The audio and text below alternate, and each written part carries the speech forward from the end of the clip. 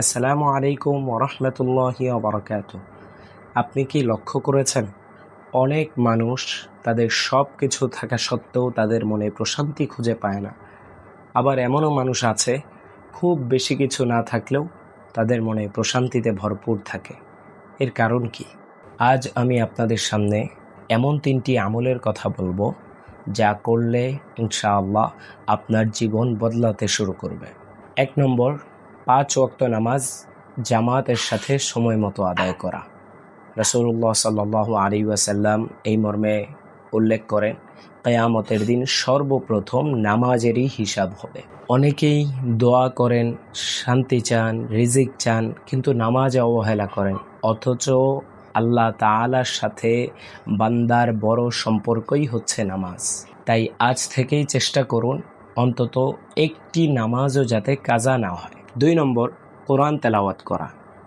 কোরআন শুধু সোয়াবের জন্য তেলাওয়াত নয়, বরং কোরআনের তেলাওয়াত অন্তরকে প্রশান্ত করে, ঈমানকে শক্তিশালী করে এবং এই কোরআন আমাদেরকে সঠিক পথের দিশা দেয়। 3 নম্বর, বেশি বেশি ইস্তেগফার করা। আমরা গুনাহ করি, কিন্তু আল্লাহ তাআলা এই গুনাহগারদের মধ্যে যারা গুনাহ করে গুনাহের উপর স্থির না থেকে আল্লাহর কাছে রোনাজারি শুরু করে, তওবা করে, আল্লাহ তাআলা সেই তওবাকারীদেরকে বড় ভালোবাসেন। দিনে অন্তত 100 বার বলুন, আস্তাগফিরুল্লাহ ওয়া আতুবু ইলাইহি।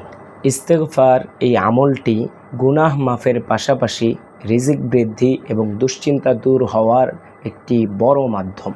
তাই আজ থেকেই আমরা সকলে এই 3টি আমল অবশ্যই শুরু করে দেব। 1 নম্বর, সময় মতো নামাজ আদায় করা। 2 নম্বর, প্রতিদিন কিছু সময় তেলাওয়াত করা। 3 নম্বর, বেশি বেশি আল্লাহর কাছে ইস্তেগফার করা। আল্লাহ তাআলা আমাদের সকলকে আমল করার তৌফিক দান করুন, আমিন। ভিডিওটি ভালো লাগলে লাইক দিন, শেয়ার করুন এবং আমাদের এই পেজটি, আমাদের চ্যানেলটি ফলো এবং সাবস্ক্রাইব করে রাখুন। আসসালামু আলাইকুম ওয়া রাহমাতুল্লাহি ওয়া বারাকাতুহু।